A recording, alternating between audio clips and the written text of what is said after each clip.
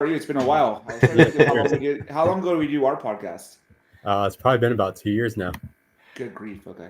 Yeah. All right. So this is my second live stream today, but this is going to be a special one. This is with Faisal from Pinpoint Skip, and we got Tyler back, Maltese Mortgage. So good morning, fellas, or what is afternoon for you guys, maybe, right? Yeah, afternoon. Yeah. Morning. So for those of you that haven't checked it out yet, Faisal has been on First Responder Financial Freedoms podcast also maybe about a year ago, and he was just recently on my channel. So I put out his long form interview about a couple of days ago. So if you want a little more backstory on him, but Faisal, why don't you tell everyone who you are and what Pinpoint Skip is?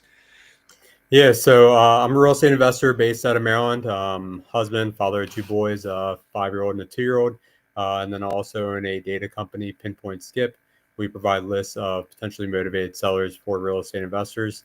I basically got into it because of the fact that I was tired of spending money on bad data. So I used to be a data analyst, and yeah, I just kind of how my mind works. I've been able to come up with lists that others don't have. So that's the gist of it.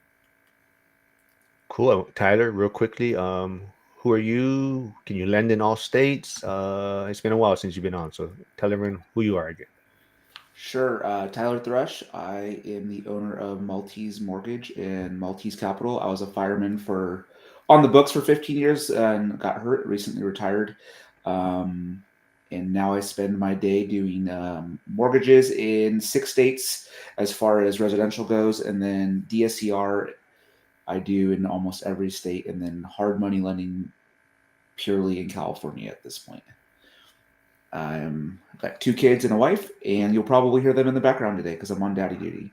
Oh, cool. Very cool, man. Yeah. That's what happens during the live stream. But yeah, so Faiza, I think this is going to be very helpful for my audience. A lot of people looking how to get information, data. And we kind of talked about during the long form about maybe other services that provide cheap or maybe data that's not very helpful. So I'm not sure if you want to share your screen or if you have stuff to share, but how can Pinpoint help investors or real estate agents and people in the real estate space? Thank you for the reminder. I got to log in real quick. Matter of fact, yeah, I'll just go ahead and I'll hit share screen. All right. There. So I'll kind of walk through my site. So you just go to the site. It's pinpointskip.com. And you go down. If you have your own list, that you pull from the county or another data provider, you can just skip trace it directly there. Or personally, I think the value proposition that we have that is this list and skip trace, because we have come up with our own lists that other providers don't have. So I just like to equate it to the fact that my clients are like fishing in a different pond than anyone else. And so that's why we're able to get deals that other people aren't targeting. So, the biggest issue I was having when I was first getting into this business, I was being told a lot that I was like the 10th person that's called them that day. So to get around that, I was trying to think of underlying pain points that others aren't targeting. And so, for example, we have one that I came up with called potential absentee. It's people who own more than one property but don't have forwarding addresses on them, so they look owner occupied. And then we scrub it against the absentee list, so anybody who's targeting absentees aren't targeting these people. It's typically like your accidental investor, somebody who lived in a house, moved to the next place thinking that they want to be an investor, and then they realize that being a landlord of one property sucks. So that's one of the lists. You can just choose 2 lists, and then the list that I always recommend is called Motivated AF. It is it's a compilation of all of our best performing lists, and the reason I created it is because everyone always asks me what's the best list. We just looked at the data, we saw where all of our deals are coming from, and we combined them all into one. So you can choose up to 2 lists at a time, and then you choose the amount of records that you want. And then name it whatever you want. And then you go down to the state that you want, and here's where you put the county, the cities, or the zip codes that you want, and you can just combine them just by separating them with a comma. And then from here, the cool thing about the website is The next time you go to order a list, you can upload the list that you previously purchased. So let's say this time you picked absentee owners. The next time you're like, you know what, I want to try tired landlords, for example, or some other list. You could just upload that list here, and then we'll scrub out the records even if they're on different lists. And then here's where you add in the additional notes. I have people who don't want condos, don't want land, stuff like that. And that's pretty much it. Then you go on to the payment. We're 12 cents a record, and minimum is 1,000 records at a time. Just want to clarify. Someone just text messaged me. They said, "Did you say motivated AF?" They just wanted to clarify that that's the That name. I did. Yeah, we keep it classy around here. All right, all right. So we talked about on our interview, our long form chat. I said I am kind of like the Dion, Coach Carson, one rental at a time, kind of lazy investor, small and mighty. I've always been interested in skip tracing, but I believe Tyler, this is you've used these type of services before, also, right? Oh yeah, 100%. This is before Faisal's company was around, but I use like Skip Genie, things like that. So just listening to him, I love it. Like the motivated AF. To me, 5 years ago, that's everybody was talking about list stacking, right? Like that was a big deal. People were maybe going to absentee or different things, and then everybody started stacking these lists for multiple pain motivators, and then boom, that's obviously who your best prospects are. And I think we talked about it a couple weeks ago.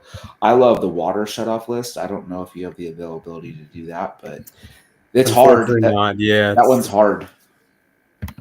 Yeah, a lot of the direct to county lists weren't able to get anymore. So I always tell my clients like any list that's really hard to get, like the water shut off list, even like now with like probates and like pre foreclosures, those are always the best ones. So the harder a list is to get, the easier it is to get deals from it. And so I'm actually going to pull up a example of a list that we have here. I gotta stop sharing because I didn't want to have any of like the phone numbers or anything like that on there. So I gotta be cognizant of my clients, the fact that they paid for it. So gonna pull up a list here, and that way I can just kind of delete the information. But yeah, all of our lists come about 90% skip traced. And then from there, we have about an 87% accuracy rate. So basically what that means is if we provide you with 6 phone numbers, if one of those numbers are correct, then that is considered an accurate record. So I'm going to go ahead and I'm going to share my screen again so you can see all of the different data points that we can get because of the fact that we cater to so many different types of businesses. We have clients who are hard money lenders, wholesalers, just all sorts of different businesses. I have just provided a bunch of different data points. Can you guys see this clearly? I don't know if it's too small or not. I'll go ahead and I'll try to make it a little bit bigger. So basically what you have is you have all the owners' names, owner number 1 and 2, the mailing address, the property addresses, the number of properties owned, and then the the property information. So you'll get the sometimes beds, not really that often, but bathrooms, square foot. We came up with something using AI called the kind estimate. It's like our version of the Zestimate. It's like we're quote unquote being kind about the property's value. And then you have the equity percentage, the equity dollars, the percentage that it is increased, as well as the years owned, the last market sale date, as well as the sales price. And then you get into some lender information here. So Tyler, you'll find this information interesting, the lender name, as well as the actual total number of mortgages owned, and the interest rate, the type of mortgage, and whether it's fixed or adjustable. Here we have whether it's hedge fund owned, whether it's owner absentee, and then a lot of these like underlying pain points. So I won't get into all of them, but we have like has never sold, which is a list that I came up with. Basically, somebody who's lived in a house for like 30 years or more and has never sold. Uh, the vacancy indicator, whether the loan has matured, whether the second mortgage has matured, whether they have any liens on the properties. And then here we came up with something using AI called the blind offer. I came up with that for my realtor clients and my newer wholesale clients who don't know how to necessarily analyze a deal. As long as you make this blind offer, any investor will purchase it, but it's not too low where like you're going to price yourself out of deals. So it's just something to keep in mind. And then we have something else that we created using AI called the motivation score. It is now on a scale of 1 to 16. And just the nature of lists in general, a majority of them are going to be on a scale of like 1 to 4. But as you start getting higher and higher, I would say like the last like 20% of all of our records are in that 5 and up. But those are the ones that if you start getting to like double digits, like 10, to 16, those are the ones that you want to go out there and like door knock, talk to neighbors, try to you know, talk, even call like phone number 6, for example. So we rank these numbers based on the likelihood that it is the owner or the spouse. And so as you go along, you might end up getting like a relative or something like that. So just make sure you're calling through all the numbers and doing everything you can to try to get those like higher motivation score leads. Do you scrub those numbers like with like a litigator scrub too, or just the DNC list, or neither? No, neither. And the reason being is because when I was initially figuring out whether I wanted to scrub it against the DNC list or not, what I realized was the DNC list is just wildly inaccurate. And so what I think happens is people will put themselves on the DNC list, and then when these spam calls don't stop, then they change their numbers, and it's never updated. Cool. Okay. There was a question. Where did it go? It says, interesting. Is the kind estimate based on sales or property transfers? It's a good question. So it's based on a lot of different data points. The sales date, the sales price, the average increase in property values, and then also the property values in the area as well as what we take into consideration. Sorry, I was muted. And All then right. too, I was looking. You said the hedge fund. So if a lot of people on here are trying to wholesale, that's a good thing for them to know. If you can get that zip code and get a lot of the hedge fund buyers, you can kind of reverse engineer what they're paying, what zip codes they're buying in, how often they're buying, and then now you know. Oh, okay, in 1, 2, 3, 4, 5, 6, there's a lot of hedge fund activity. They're paying approximately 80% of ARV. So if I get it for 75 or 70% ARV, I can sell it to this hedge fund most likely and get a 5 to 10 point spread. Yep. And then full transparency. What I found after digging in the data a little bit more is it's not always hedge funds. Some of them are just big buyers. We have people who, in my personal market, who will buy 20 properties and up, in a given year. And I found them on this list too. So just want to be like fully transparent about that. Perfect. We had success. I don't know if you've had Mike Flora on here. I know he's been on our show and I've known him forever. But when Open Door was buying a lot, that's literally how we would reverse engineer everything. We would buy our wholesale deals, look to see what Open Door had paid for it, and then just generate our spread off of that because we knew that they were a buyer at that point in time. That's smart. Yeah. Whatever happened to them? Are they still buying? In Idaho, all the properties that like I'm buying or I currently own, there's never an offer going through, so they could be just not in the areas that I own property in. Gotcha. Chris Webb does say again, average property value increases. That is a great metric. Appreciate that, Chris. All Yeah. right. I mean, with AI, so like I was talking to Mark about this the other day. I feel like there's a lot of hype behind it. And so rather than creating like an AI list, what we do is we basically just trying to take like different data points and just create like create like that metric off using AI. And so rather than like, because there's a lot of like BS that's out there, we've been cognizant of like just using it like one piece at a time. So, the three that we have is that kind estimate, the motivation score, and that blind offer. And, we're still playing around with other ones as well, but it's just haven't really found that we've been able to like add value to our clients using AI the way that I think we should be putting out. All right. Anything? How else can we? What else can you share on your screen that we can kind of see what else the product can offer? Is there a way to punch in someone's zip code if they're in the chat, if they throw in a zip code, or No, because it doesn't happen live. But you know okay? what? The value that I can add to your listeners is what I do with my clients is like I figure out like where they're at in their business. A lot of times, like once you get this list, you got to figure out like what are you going to do with it. If you're just starting off, like what I try to tell people is like think of time and money as a sliding scale. At the beginning, you have a lot more time than money, right? So you're going to have to be the one to use these lists to cold call and text yourself. And if you don't have any money at all, I would suggest getting a Google Voice number and just going down the list and like calling numbers one by one. And then once you get a deal, don't touch that money. Just reinvest it back into your business. Get a dialer. You can get Mojo if you're going to be continuing the dialing yourself, or you can hire a VA. Or the next step after that is to then hire companies. I personally don't like hiring VAs myself because I feel like there's a high turnover rate in this business. And so now I just hire companies. So I can recommend two cold calling companies to your listeners. One is called CRI.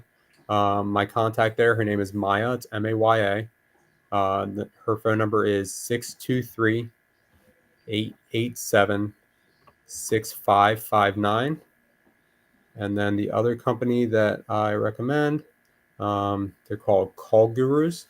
And both these companies are based out of Egypt. And the reason being is because I found like the Philippines VAs, they have too thick of an accent. Whereas like with Egypt, they have a British school system. And so I believe that when people hear their accent, they think that they're immigrants. And that's extremely important when you're dealing with like people in rural areas. They don't want to be talking to overseas like cold callers. So like they know as soon as like you pick up the phone, you hear that accent, they're like, I'm not gonna talk to this person about my house because they feel like they're gonna get like scammed or ripped off. But the other company is called Call Gurus. My contact there, his name is Mostafa, and his phone number is 602-562-7399. If you want, you can put it in the private chat, and then I can Perfect. share it onto the chat section if anyone wants to follow up with that. But I do see Aaron Foster here. I tried to get him on, but he doesn't want to join us. Now, actually, he says he's busy right now. He got his laser going, but he does say, "Look at these handsome bald fellas." This thing, a new order of ethnicity. Chris Webb says, I agree about AI until it can understand my phone appointment that says dentist and my Google appointment called Dr. Webb are the same. It is just an overhyped Google 2.0. Yeah. Agreed. Let's And I'm see putting what. those in the show notes right now or the private Okay. chat. And All so right. let's see. Call gurus right here. I'll put that in the chat. Let's see what we got here. There we go. And then And then the When other you're thing, looking, go ahead. I'm just like trying to think too to help everybody. Like I, I don't flip as much as I used to, but I'm thinking of like a lot of people when they're pulling lists, they may have a raw list that has no forwarding address or bad address info. And before, back in the day, like before all this was popular, people would just toss those, right? Because you couldn't figure out a way to mail to them or get a hold of them. So those were just the bad leads. Now, if you have those lists that people have already paid for, I'm assuming, like you said, they can upload, if nothing else, just those that have no address, no contact to your site, and now they have contact info for somebody that all these people who are mailing, and maybe you can't compete with those people that are mailing at a large scale anyways. This is a way that you can operate at a smaller scale. Yeah, we And at least need a property address or a mailing address. And then but from if there, yeah, Yep, and then we'll skip trace the owner's Perfect. information. So a lot of the times they'll have the property address, but there's no mailing address, no forwarding address. And then it's like, well, how do I get a hold of this person? Well, now you go to like Pinpoint Skip, upload that list, and then call, text, do whatever. And Yep. like you said, the harder it is to get a hold of somebody, the better the deal is if you can find them. Typically, especially when you're talking like somebody who's passed away, you need to talk to like heirs and stuff like that as well. Um, so another thing I wanted to like touch up on is once you start like building a foundation for your business and you figure out like, I mean, we're all running lead gen businesses, whether it's Tyler running a mortgage company and capital company, or like as an investor myself, like you need to like systematize your business, right? So like one thing that like I really harp upon, especially with like newer wholesalers, is you need a CRM. Whatever you do, don't use a notebook like I did when I started off, and then I thought I was being a little bit smarter by using an Excel sheet. It's not smart. It's not scalable, and when you bring somebody else on, you need somewhere for like it's a centralized like place for your business. So the two that I recommend are Podio. It's spelled Podio, and it's free at first, and then after like 100 leads, it's like 20 or $25 a month. And then within Podio, they have an app store. You're going to download the Seller Leads app. That's if you have no money and you want to keep like a bare bones business, right? So like what I try to tell people is like when you're starting off, just run a lean operation, just like put all your money back in your business.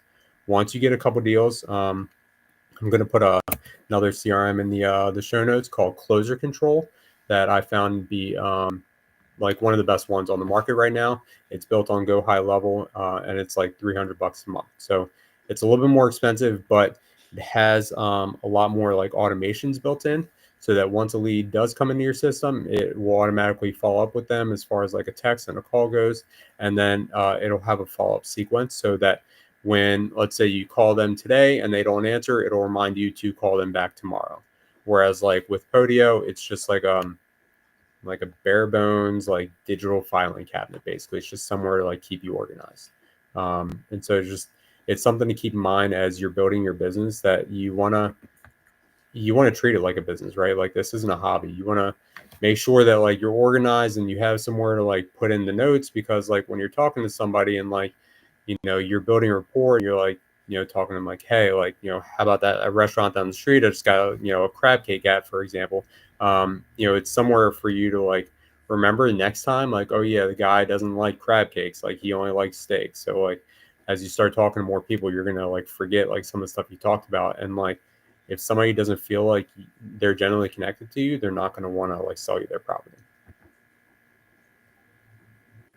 Sorry, I was trying to put your links in the channel, the Instagram, your Pinpoint, and your personal Instagram, so if people want to reach out to you. I'm not sure if it worked because I grabbed it off of the YouTube video.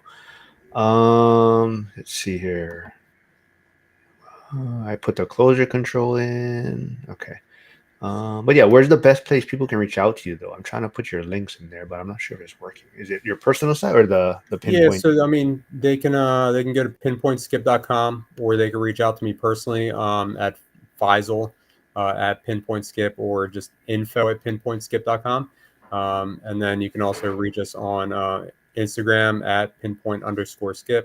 And then my personal Instagram is at Faisal.morsi. That's FAISAL.MORSI. And I bend over backwards to be a resource to people, because like, hey, I understand how hard it is when you're first starting off to get a deal. This business isn't easy.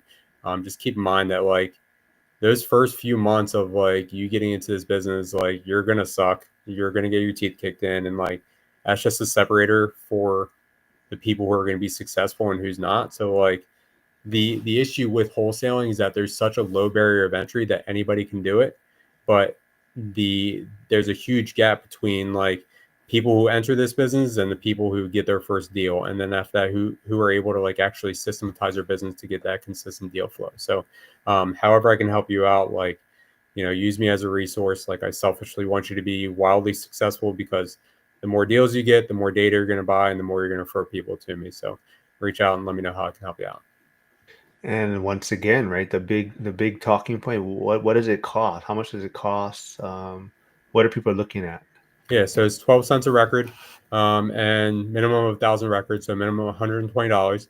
And you can literally start your business with like $120. Just get a list, start cold calling yourself. Don't cold call from your cell phone. Get a Google Voice number. Um, get Podio to keep you organized and only put your warm leads into Podio. And then from there, just make sure that you're consistent. With us, it typically takes us anywhere from, I would say 5,000 records to 10,000 records to get a deal within those first like 2 or 3 months. And then from there, you should be able to get a deal in about another 6 months from that list. And again, it's just all about the consistency and it's all about following up. We're getting deals from people that have been in our system for over a year. So just keep in mind that, um, it's a lot of following up and a lot of like reaching out to people. Yeah, so Aaron might have tuned in a little bit late, but he Yeah, I did can share share my his screen screen. But here. yeah, share his screen again. It's like you said, he's a lot of information, great resource. Um,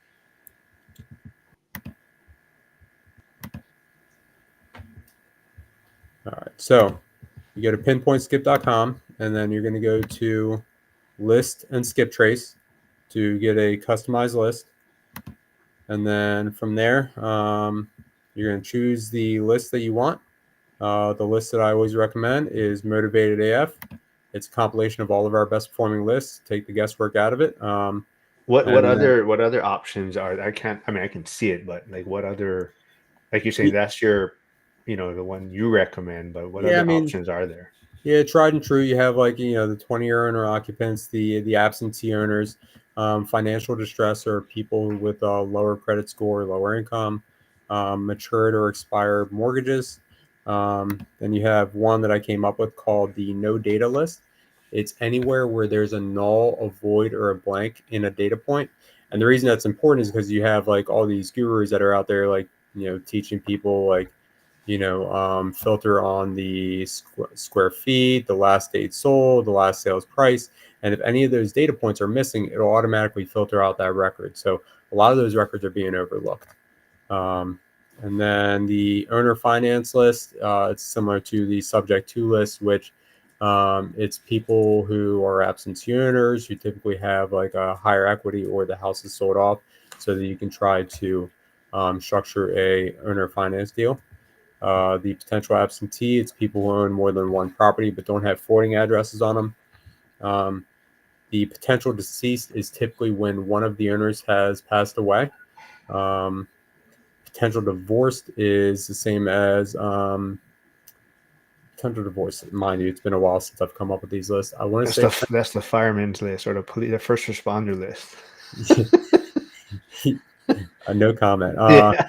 Yeah, so it's the potential divorce list is anywhere. I want to say we pull this from public records, but it's where it doesn't have a subject under the reason for the court case itself.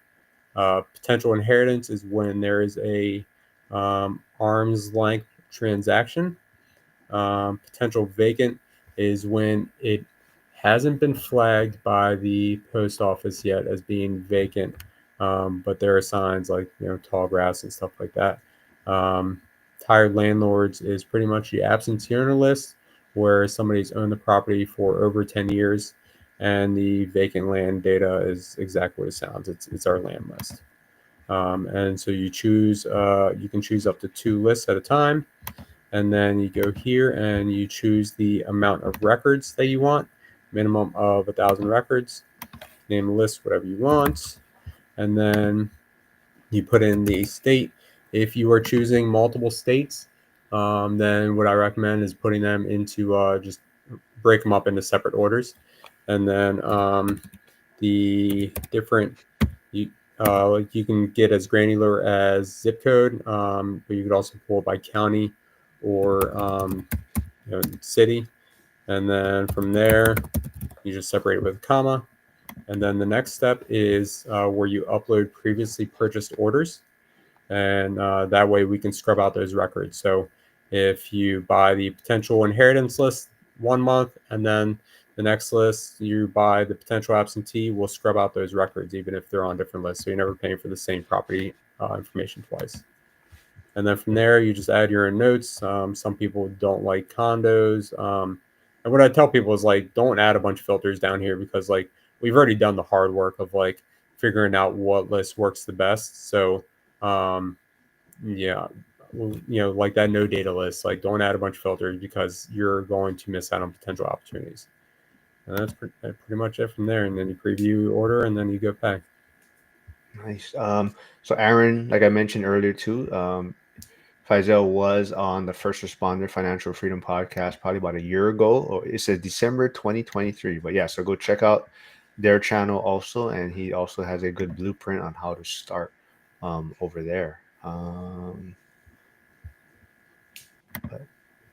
yeah, anything? I mean, anything else you want to share on Pinpoint? I mean, how, like, I mean, um, the biggest thing is again, it's just that consistency, right? Like, you come up with a plan before like you get a list. I've had clients that have purchased lists and they never do anything with it, and I don't want you to buy a list just to buy a list. So, um, as long as you have a plan, don't overthink it with like a script. It's just conversation. Our only job as real estate investors is figure out how we can add value to people. So, um, don't smell like commission breath when you're talking to people. Like, figure out like, all right, what's the underlying pain point?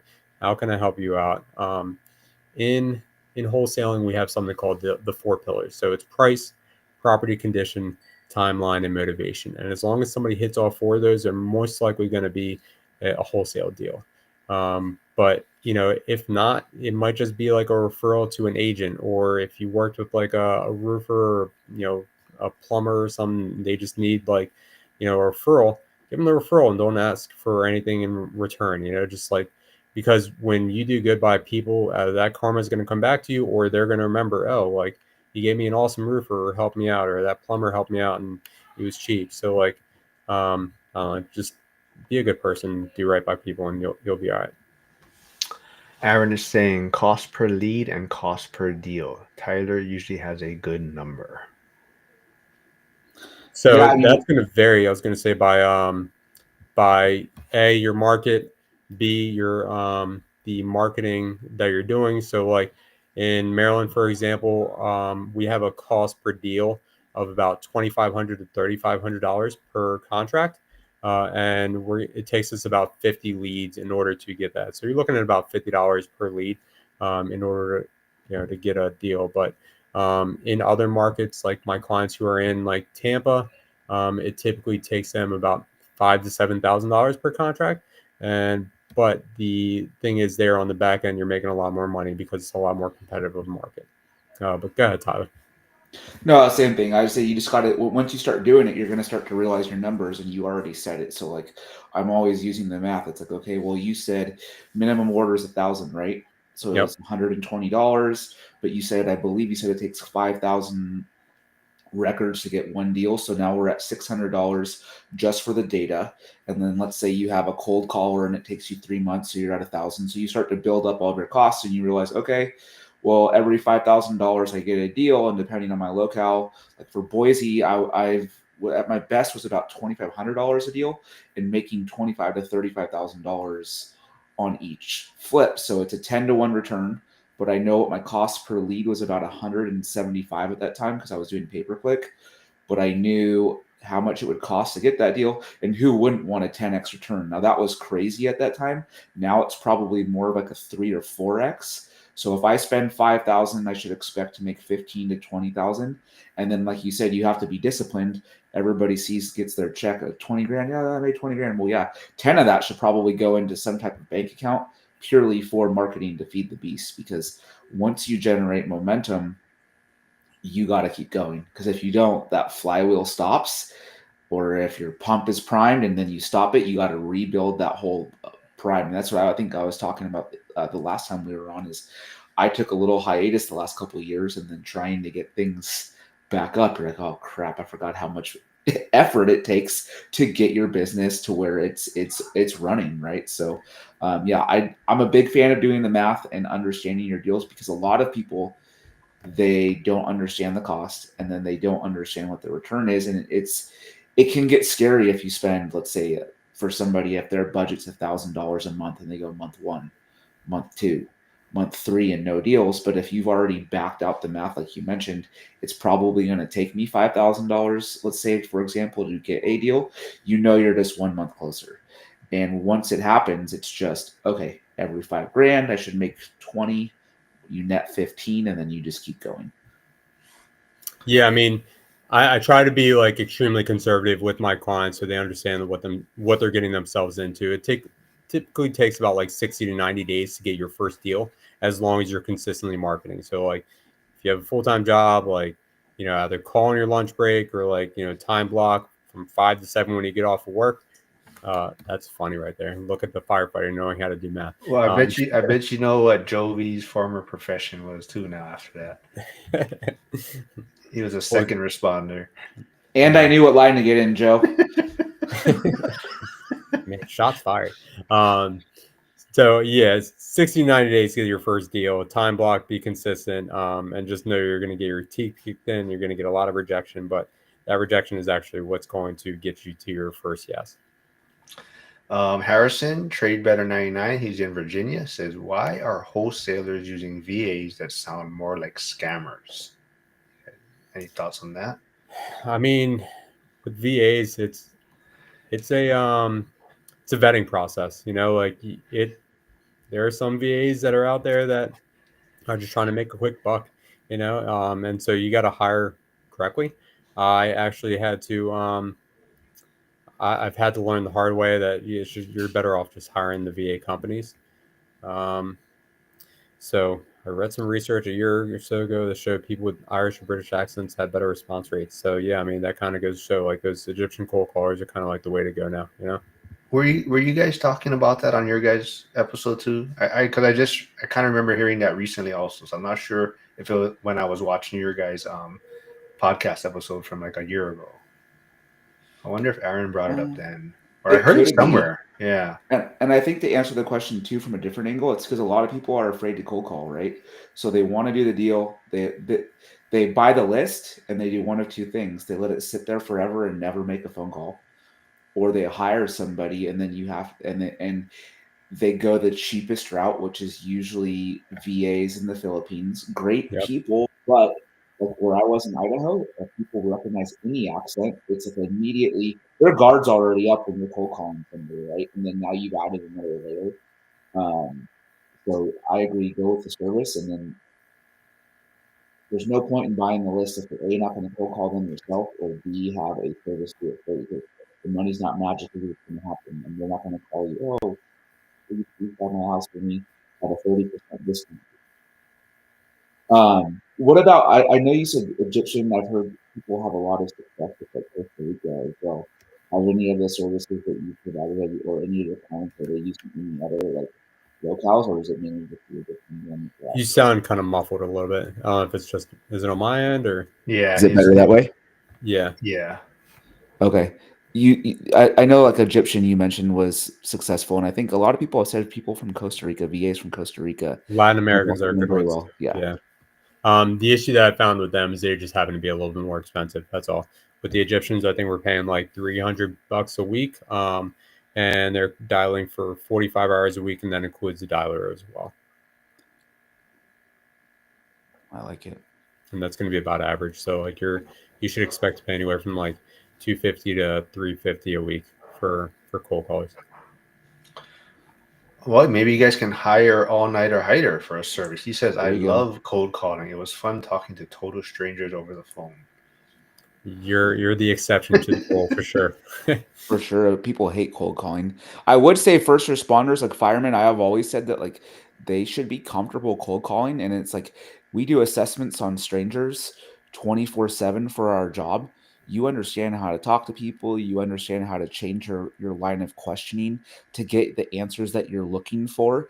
I always would tell guys when we were at the station hanging out, I'm like, dude, we're all prepared for this because Mark, like it's like nobody's gonna you're not gonna walk up to them and say, hey, please give me a perfect assessment so I know exactly what to do for you. It's like we got to dig this stuff out, and you got to get creative, and you have to be personable, and you have to be able to appeal to any type of person, right? People of all economic levels, everything, backgrounds. So I do think cops, firemen are well suited to do cold calling. Yeah, I agree. And I mean, if you think about it, like you're dealing with like sensitive situations, right? If somebody's like behind on their mortgages or something, they don't want to be open about like what they're going through. So like you kind of have to like, work your way in there as far as like, having them like, put their guard down and like build that rapport so that they can trust you because people want to do business with people that they know, like, and trust. So like if you can't even like get their guard down, like you're just wasting your time and wasting their time too. So when we train our guys to like follow up with people and like build that rapport, you're not asking them like, oh, like tell me about your kitchen or tell me about the bathroom. We're getting a little abstract with like the questions. Like we're saying like, hey, like if you had $50,000 to fix up your house, like what would you do to it? And so now the house that they said is a 10, they were like, oh, well, you know what? I would update my kitchen because it hasn't been updated in 20 years. Or, you know what? I would update the bathrooms. I would finish the basement or put new flooring. And so, like, you kind of get an idea of like the condition of the house. And you also plant that seed in their brain of like, oh, maybe my house isn't in perfect condition anyway. So, like, now it's like you're getting that like retail number that they had in their head down a little more because now it's like, oh, I realize that it's going to take a lot of money to get my house into retail condition. Jen Tam says, I was looking to pay people to call and close the deals, but I think that doesn't exist. I think I'd have to close myself. Yeah, so initially when you're starting off, like it's not going to be easy. Like you're going to have to be in that role of like the following up and like the closing, which is fine because as you're building your business, like that's the most valuable seat to be in, that deal closer role. And so yeah, you're right that it is hard to get someone, especially a foreign VA, to understand like sarcasm and like rapport building, to really build that bond with the seller to get them in that to the finish line. But it's not possible, it's not impossible, it's just it takes a lot of work, and sometimes it may take you hiring somebody local who you have to pay like a 20% acquisitions fee or 30% acquisitions fee even. Um, but if you find the right person, they're worth their weight in gold for sure. Yeah, all nighter. Hyder says, I didn't have an expectation when cold calling. No pressure, self-employed, just looking to have fun conversation. And then he follows up. My pitch was returning excess funds from the sale of a foreclosed property, not as grim as it's a glimmer of hope, if you would. Yeah, it's Uh, solid mentality to have for sure. Jovi's chiming in again. Says problem with firemen is they can only do it for 5 minutes before they need to eat or sleep. Jealousy. No comment there. That's all you guys on that one. Jealousy.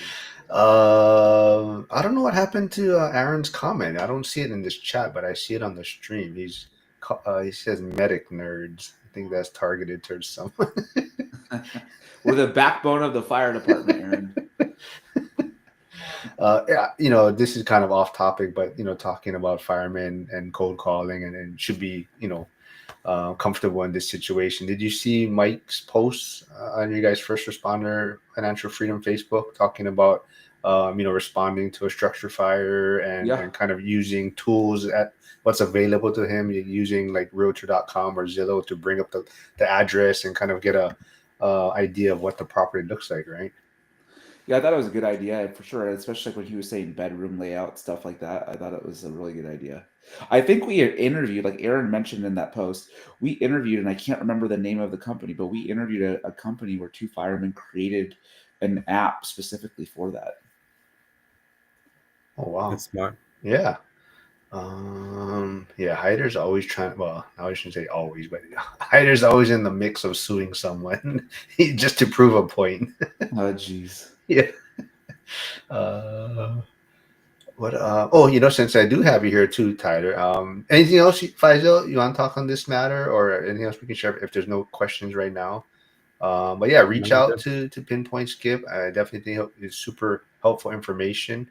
But also, I'll get your thoughts also, Faisal. But Tyler, since you are here, your thoughts on the 50-year mortgage that's a hot topic going on. I think people are just, it's a great talking point for all their socials, right? And they get views. I don't know. I look at it this way, like there's a 40-year mortgage out right now. Nobody uses it because there's no investor appetite and interest rates are really high. So I think it's a big nothing burger unless the 15-year mortgage gets adopted by the end investors, right?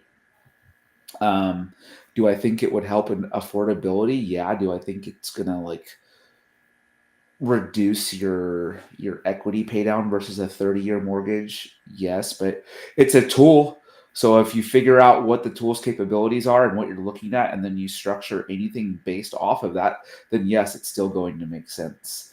I hear a lot of people that are like trying to be like, or trying to figure out the positives. It's like, oh, was this a good hedge against inflation, right? Like you're now extending this out to 50 years, and is it a good hedge against inflation? Yeah. I just personally don't think it's going to happen. I agree. Seemed like it was a lot of media hype.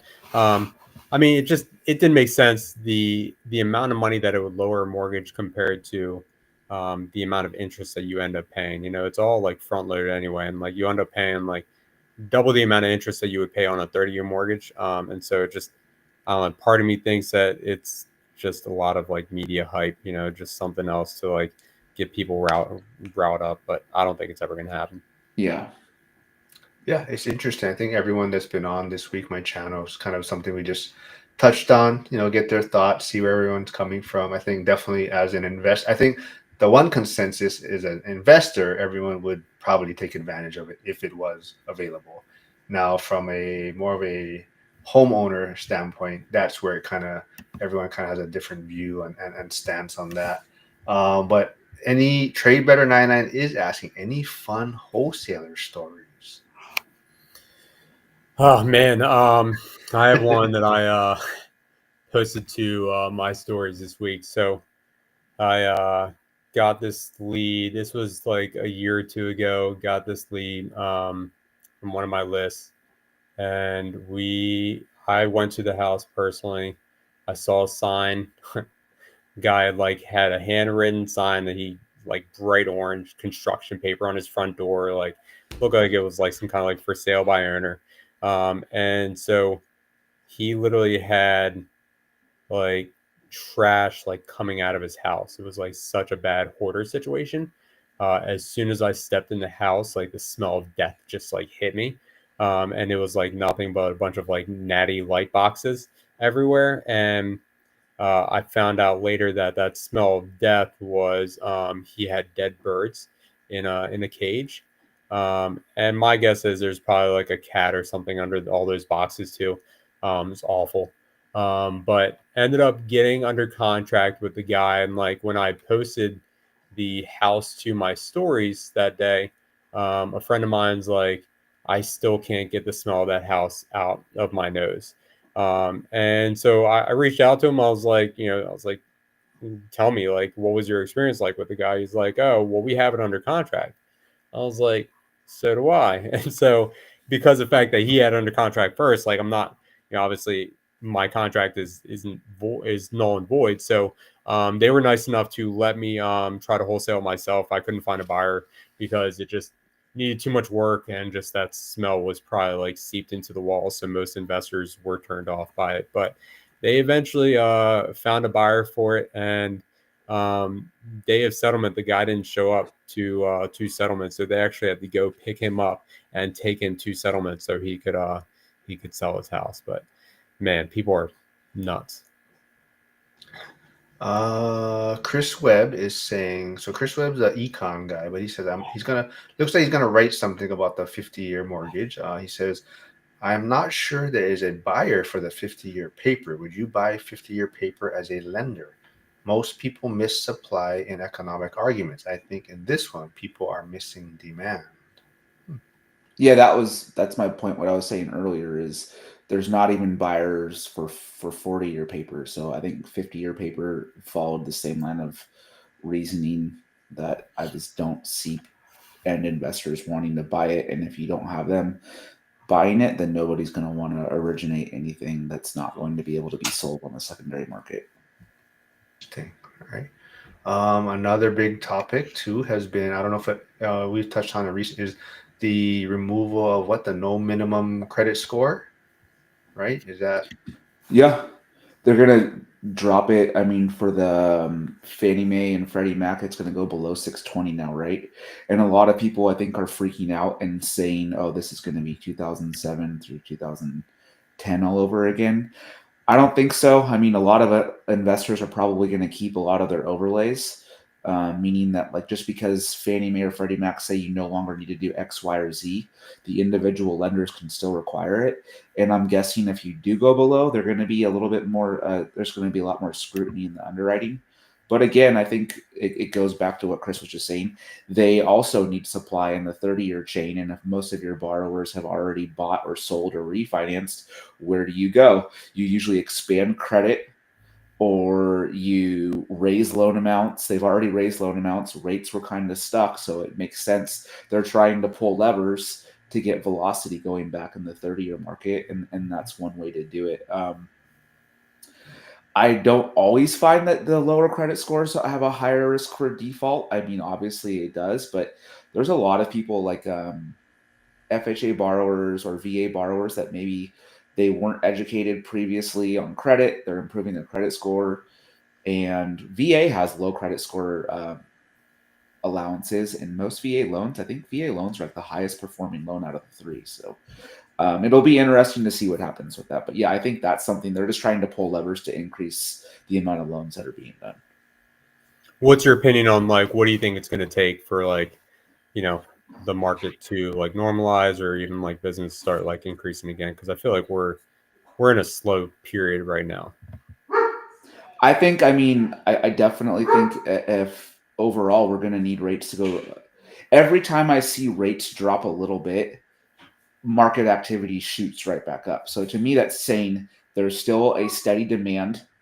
There's an ample supply. It's just there's one thing missing, and that's affordability. So either rates need to go down, wages need to go up, or prices need to go down. And I don't see prices needing to go down or wages going up as quickly as I could see the rates going down. So to me, I think that the most immediate thing would be rates going down, but there's still a lot of resistance. Like we're still in this, the 10 years right around 4%, that keeps staying steady. And then mortgage-backed securities, they're bouncing around the same numbers too. So to answer your question, I think the easiest lever for them to pull is rates. And I know there's a lot of pressure on rates to be dropped, but it's not happening. But my biggest thing for me is I'm watching as soon as rates drop, my phone blows up. It's easy for me to do this day to day, right? Because I can see, oh, if it's quiet, well, it's not a surprise.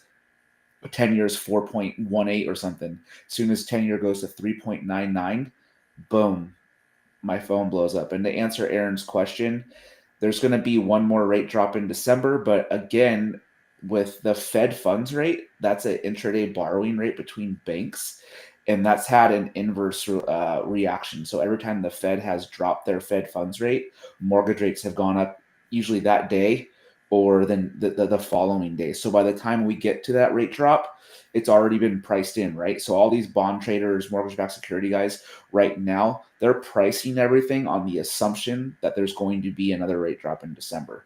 So when it happens, most likely very little reaction would happen. If they didn't, do a rate reduction, then obviously rates would change. And if they went for a bigger cut than expected, then we would expect more volatility. But that December cut's already priced in. Chris Webb says, great point on expanding credit. This is a tough area for policy right now. People are still a bit scared and holding their wallets. Once the fear breaks, it will surge, in my opinion. Do you think, I believe Powell is done, right? In early next year, right? Do you think that will have, it's going to be probably a Trump person replacing Powell? And would that have any impact on what the market's going to do? You would think so, right? I mean, the assumption would be kind of that they're maybe looking for a yes man or woman in order to get things going. So yeah, I would think so, and I think it would help. And I think rates are higher than they should be right now, but there's also a lot of persistent inflation fears too. So It's tough. I just, from what I have been following, obviously we're all in real estate, so that's what I follow the most when Pal's talking.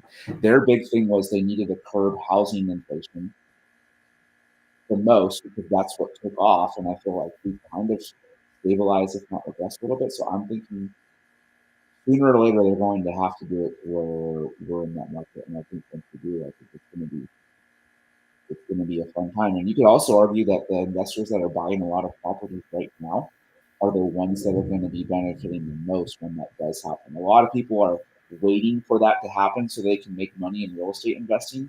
When in reality, the smartest people in the room are probably, if they think it's going to happen soon, they're buying right now. That way, when it does happen and prices go up, guess what? Oh, I got a ton of inventory. I'm going to sell all you new investors that were waiting for the perfect time to buy. Absolutely. Faisal, anything else you want to share about Pinpoint, or we can wrap things up soon if there's no more questions? Or No, I mean in regards to like rates and stuff like that. When it comes to like our lists, like we have um, lists for lenders that have like interest rates on there, and you'd be amazed at some of the interest rates that people have. If you're looking for refi clients, stuff like that. But no, other than that, just um, for everyone out there, just make sure you're consistent and keep on grinding, because I think a lot of people in our business are struggling right now. And, as I think as long as you can make it through the hard part, you'll be successful and have a story to tell on the other side. very cool. But yeah, on all nighter Hider's point, right? The Fed chairman is still just one of 12 voting members.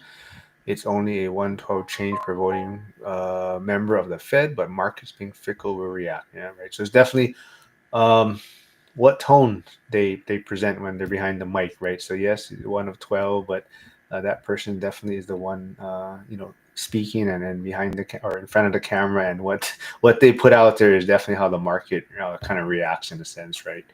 Yeah, just watch Pal's press conference, and then on another screen, put up the 10-year Treasury and mortgage-backed securities. And as soon as he starts talking, you'll see stuff start moving. Yeah, I haven't looked in the past couple hours, but what is Bitcoin at right now? I know was it still under 100? It was like 90. 99, right? Yeah, yeah, it's taking a beating right now, but good time to buy if you believe in it, right? So good time to jump in. But yeah, Faisal, hopefully people reach out to you. Take advantage of your service. I think it's super helpful, especially there's a lot of people just having a hard time finding deals, right? So there's always opportunities out there, right? So people have to look at what resources they have and get out there and make the calls if you have to, right? You don't need to hire someone to do it. Get out there, make calls. There is opportunity out there. Let's wrap up. There's a last. I think next week. Okay. For my next guest on Tuesday, Brandon. He does build to rent, about zoning and other local costs that are non building related is something. Yeah, Brandon's gonna be on. He's gonna be. We're gonna talk about what is optimized cash flow, I guess, per property. He didn't get to dig into that too much this past week because Dion kind of put a whooping on him talking about the 50-year mortgage. So yeah, so we didn't get to dig into that too much.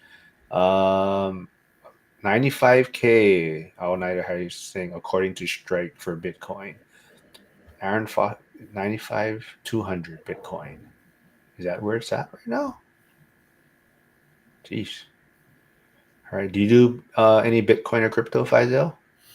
No, I feel like it's gambling. Anything that's out of my control, I don't really like. But I do see the utility of it, and the usefulness. Just I don't have a stomach for losing that kind of money without me being a reason. That's why I'm not a big gambler too. Will that affect skip tracing if things do start going on the blockchain, right? Like how they're, it's probably way down the road though, right? Like if title and things like that start ending up on the blockchain, which people are trying to hopefully push for in a sense, right? Later, they find it much more simplified, right? As far as ownership and whatnot.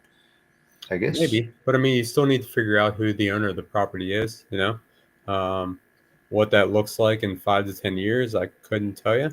But I'm biased, and I think like there's no better way to get properties than direct seller marketing, whether that's properties on the blockchain or whatever. There's always going to be people with underlying pain points that need to be solved by real estate investors, and um, I think there will always be a reason for real estate investors to do direct seller marketing so you can get those discounted properties. Very cool. All Nighter Hider does say, not that I care in terms of dollar amount. I want Bitcoin for the Bitcoin and the financial freedom. Okay. Tyler, any final words you got to say? No, sir. Thanks for having me on. Faisal, good talking to you again. Yeah, appreciate you, Tyler. Yeah, thanks, Yeah. Mark. Yeah. Hopefully someone, reaches out, Faisal, take advantage. Maybe we can run through some more scenarios on how they can take advantage of that, or maybe have someone go through some calls, live stream, cold call people on live stream and see how that plays out. But That's yeah. a crapshoot right there. Yeah. As long as you have like a beep button, it might be all right. Yeah. That's fine. We'll get Aaron on for that one. We'll find out when he's free, and we'll get him on to make some calls on that one. But yeah, thanks for doing this. Tyler, thanks for joining us too. And everyone, thanks for tuning in for my second live this week. And I'll be back tomorrow. Shoot, what time am I at tomorrow? I think same time, 8 a.m. Hawaii time, so 10 a.m. Pacific, with Chris Wissing and Ray. Ray will be on tomorrow. So everyone, have a good start to your weekend. I'll see you folks tomorrow. Okay. Thanks again for the opportunity, Mark. Have a good day.